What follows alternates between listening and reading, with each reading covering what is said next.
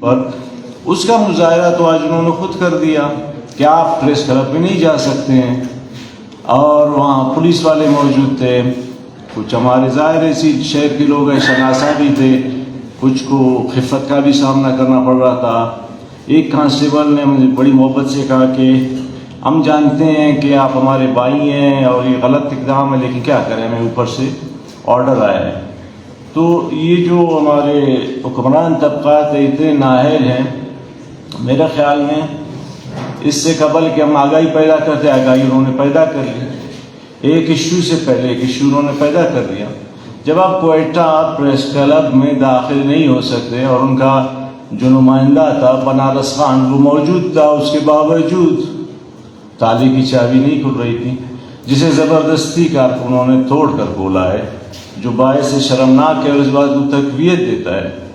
کوئٹہ جو دارالحکومت ہے بلوچستان کا، جہاں پر جو ہے میڈیا بھی موجود ہے، کوریج بھی ہوتی ہے، میڈیا والوں کو بھی اندر جانے میں مشکلات کا سامنا کرنا پڑا۔ تو اب اندازہ کریں کہ بلوچستان کے وہ علاقے جہاں پر نہ کوئی میڈیا ہے، نہ کوئی لکھنے والا ہے، نہ کوئی دیکھنے والا ہے، تو وہاں حالت کیا ہوگی کہ جب یہاں پر وکلاء، ٹیچرز، انسانی حقوق کے کارکن اور دوسرے مختلف طبقات کے لوگ، خواتین، صحافی اندر نہیں آ سکتے، تو آپ مجھے بتائیں پھر وہ بنیادی انسانی حقوق کی جو بات ہم گوادر میں کر رہے ہیں، اس کو تو انہوں نے آج ثابت کر ہی دیا۔ حالانکہ بعثت پاکستان اقوام متحدہ کا جو ہے وہ سگنیچری ہے۔ اس حوالے سے کچھ پوائنٹس میں ان کے اپنے آئین سے بھی آپ کو بتانا چاہتا ہوں، تاکہ آپ کو پتہ چلے کہ ان کے اپنے آئین میں کیا ہے، اور اقوام متحدہ کے جس چارٹر پر انہوں نے سگنیچر کیے تھے ہیومن رائٹس کی، وہ کیا کہتا ہے۔ The UN Charter of Human Rights, also known as the Universal Declaration of Human Rights, UDHR, is a landmark document adopted by the United Nations General Assembly in 1948۔ اس charter کو UN نے 1948 میں adapt کیا۔ It outlines fundamental human rights، جو بنیادی انسانی حقوق ہیں، and freedoms that are inherent to all individuals، جو ایک عام شخص کے، فرد کے ہیں، جو انسانی حقوق آزادی کے، regardless of race، نسل، ریلیجن، مذہب، نیشنلٹی، قومیت، جینڈر، جنس اور اینی ادر اسٹیٹس، کسی بھی پوزیشن کے بغیر ہر فرد کے آزادی کے حقوق یکساں ہیں۔ The UDHR serves as a foundation for international human rights law and has been influential in shaping subsequent treaties and conventions on human rights۔ اس کے بعد جتنے بھی UN میں اس حوالے سے جو بھی معاہدے ہوئے ہیں، وہ اسی بنیادی چارٹر کے تحت ہوئے ہیں، جو اس کا روح رواں۔ اب آتے ہیں پاکستان کا جو آئین ہے، جو گارنٹی دیتا ہے certain fundamental right to its citizens، اپنے شہریوں کو۔ These rights are enshrined in Part 2, Articles 8 to 28۔ Article 8 سے 28 جو آئین کا سیکنڈ پارٹ ہے، اس میں خود پاکستان کا آئین جو اپنے شہریوں کو بنیادی حقوق فراہم کرتا ہے، اس کے کی جو مطلب خاص نکات ہے وہ درج ذیل ہے۔ Number 1، right to equality before law, article 25۔ Article 25 کے تحت، قانون کے تحت سب کے حقوق یکساں ہیں۔ Right to freedom of speech, expression and press, article 19۔ Article 19 کے تحت ہر شخص کو بولنے کی، اپنے خیالات کے اظہار کی اور پریس سے بات چیت کی اجازت اور حق حاصل ہے۔ Number 3، right to freedom of movement, article 15۔ لوگوں کو موومنٹ، چلنے پھرنے کی آزادی اور حق حاصل ہے۔ Number 4، right to freedom of association, article 17۔ لوگوں کو یہ حق حاصل ہے کہ وہ ایک دوسرے سے تعلق بنائے رکھیں، ایک دوسرے کے پاس آنا جانا رکھیں۔ Number 5، right to freedom of religion, article 20۔ لوگوں کو ان کے مذہب اور اس پر عمل درآمد کا حق حاصل ہے۔ Number 6، right to education, article 25A۔ تمام لوگوں کو یہ حق حاصل ہے کہ وہ تعلیم حاصل کریں۔ Number 7، protection against arbitrary arrest and detention Article 10 اور لوگوں کو یہ تحفظ دیا گیا ہے کہ جبری گرفتاری اور ان کو کسی بھی عمل سے روکنے سے آئین ان کو حق دیتا ہے کہ اسے روکا جائے. اور یہ وہ ہیں جو خود مطلب پاکستان کے آئین میں موجود ہے. اب آپ مجھے بتائیں کہ یہ جو نکات جو خاص کی نکات تھے جو میں نے بیان کیے اس کا ہم نے نظارہ اور مظاہرہ پریس کلب کے سامنے دیکھا کہ وہ اپنے وہ جو آئین جس کو جب وہ بات ہوتی ہے جی ایک آئین ہے متفقہ آئین ہے اس پر بھی وہ خود عمل درآمد نہیں کر رہے ہیں. تو اس کا مطلب ہے کہ جس آئین کے تحت جو آپ کے ہم مطلب اس بلوچ کویسچن کو الگ رکھ کر اس کی تاریخی جو 1948 میں انیکسیشن ہے اس کو الگ رکھ کر اگر پاکستان کے اپنے فیڈریشن کے حوالے سے بات کریں تو آپ کے پاس وہ ایک آئین رہ جاتا ہے جس کے تحت آپ حکومتیں بناتے ہیں, جس کے تحت آپ ادارے بناتے ہیں, جس کے تحت آپ جب بھی کوئی مسئلہ ہوتا ہے تو پھر آپ کہتے ہیں جی پارلیمنٹ میں آئیں آئین اور قانون کی بات کریں. لیکن یہاں پر ایک اسسٹنٹ کمشنر ڈپٹی کمشنر آئین کو نہیں مانتا نہیں جانتا اور وہ حق ہی نہیں دیتا کہ کوئی آ کر یہاں اپنی بات کرے. یہاں ایسی کوئی بات نہیں ہو رہی ہے کہ جو ان کے اپنے آئین کو جو اس کے خلاف ہو. اور دوسری بات یہ ہے کہ وہ خود کہتے ہیں کہ پاکستان ایک فیڈریشن ہے اس بحث میں پڑے بغیر کہ فیڈریشن کی اصلی تعریف کیا ہے. اگر واقعی پاکستان ایک فیڈریشن ہوتا تو اس میں جتنی بھی اکائیاں ہیں جو بھی پالیسی بنتی ان کی مرضی سے بنتی, لیکن ہم نہیں جانتے ہیں کہ یہ پالیسیاں کون بناتا ہے, وہ کون سی قوت ہے جو کسی کو محب وطن کسی کو غدار کسی کی باتوں پر ناگواری کا اظہار کرتا ہے اور لوگوں کے انسانی بنیادی حقوق پر قدغن لگاتا ہے. اس میں ہم نے آج تک نہیں دیکھا کہ بلوچستان کا کوئی حصہ ہے پالیسی سازی میں, نہ اس سے پوچھا جاتا ہے. اگر یونائٹڈ اسٹیٹس آف امریکہ 50 یا 52 اسٹیٹس پر مشتمل ہے تو وہاں پر بھی چھوٹے سے چھوٹے اسٹیٹ کو یہ حق حاصل ہے کہ اگر اس سے متعلق کوئی بھی فیصلہ ہو یا پالیسی سازی ہو اور باقی تمام 50 یا 51 اسٹیٹس اس کے حق میں ہوں, یہ اکیلا اگر مخالفت کرے تو اس کی مخالفت ان پر بھاری پڑتی ہے کیونکہ اس ریجن کے فیصلوں کا حق اس اکائی کو ہے. لیکن یہاں پر بنیادی مسئلہ جو سی پیک کی صورت میں ہے جس کے ماسٹر پلان کے حوالے سے میں ایک ویڈیو دیکھا تھا کہ گوادر کی شاید ڈپٹی کمشنر تھے, وہ کہہ رہے تھے کہ باڑ لگانا ماسٹر پلان کا حصہ ہے. ایک جانب یہ بات کہی جاتی ہے اور دوسری جانب یہ بات کہی جاتی ہے کہ جی نہیں ایسی کوئی بات نہیں ہے.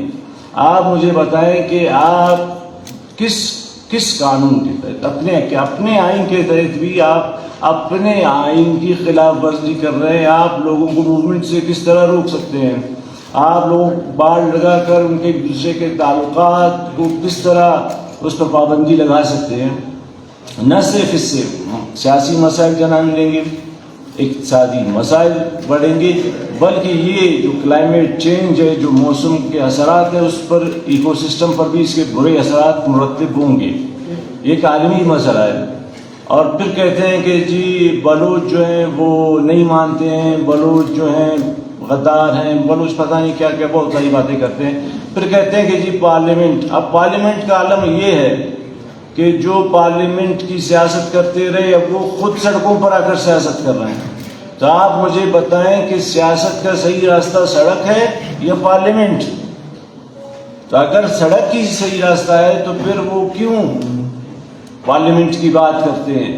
تو پھر ان کو سیدھی بات کرنی چاہیے کہ یہاں پر اگر آپ سڑک پر نہیں آئیں گے تو آپ کی بات نہیں مانی جائے گی. یہ راستہ کس نے ہمیں دکھایا ہے؟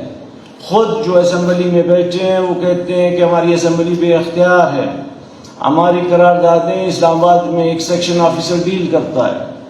اسی اسمبلی کے متعلق اگر کسی رکن اسمبلی جو بڑا مقدس سمجھا جاتا ہے اگر اس کی کوئی بھی مسئلے میں توہین ہو تو پھر وہ تحریک استحقاق لاتا ہے.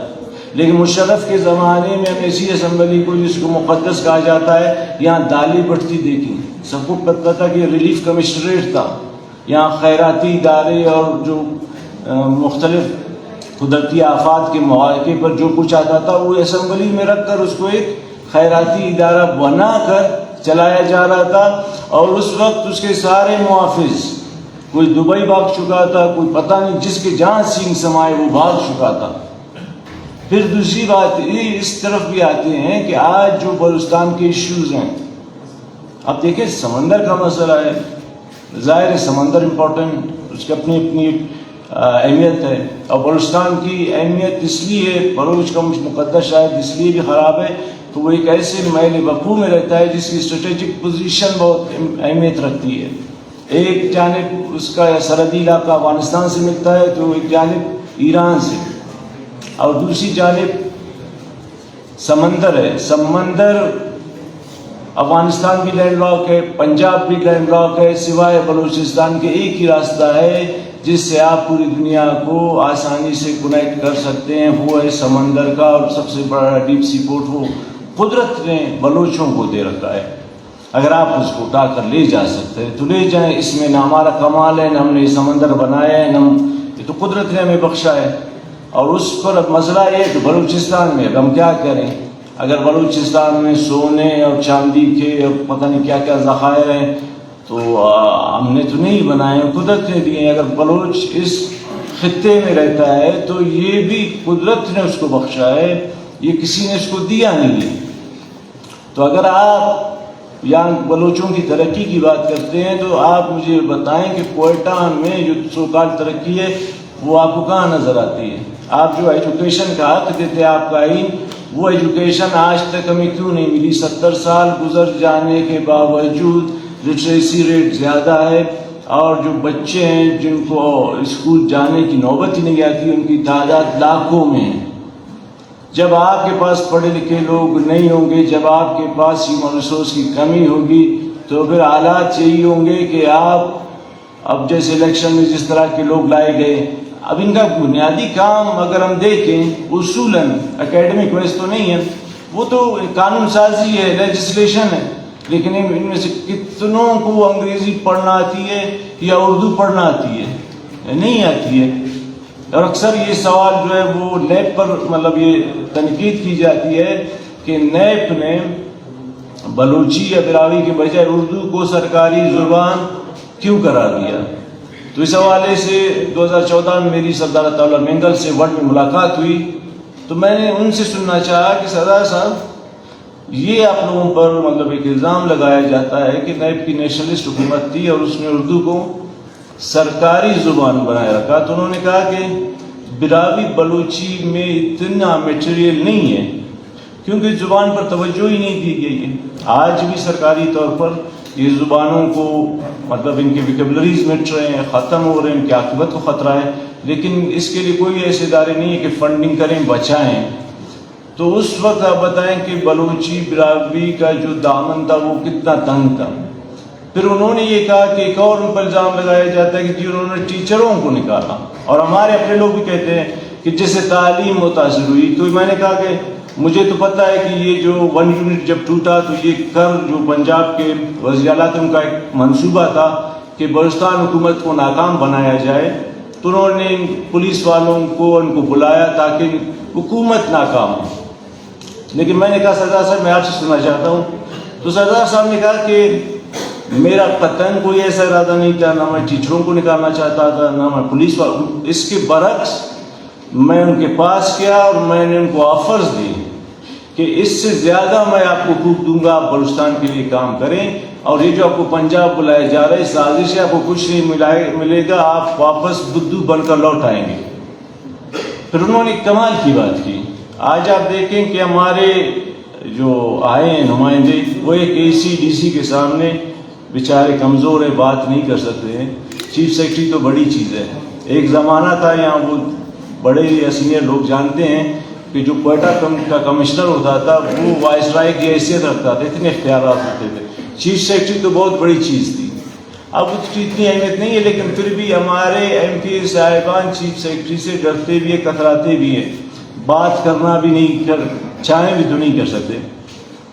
تو سردار صاحب نے کہا کہ میرا اصل ہدف سیکریٹریٹ تھا، کیونکہ پالیسی سازی سیکریٹریٹ میں ہوتی ہے، اور اس کے لیے میں نے یہ کیا کہ اس وقت کے جو چیف سیکرٹری تھے جن کا تعلق پنجاب سے تھا ان کو بھیجنے کے لیے واپس گھر بھیجنے کے لیے میں نے ٹرک بھیجا.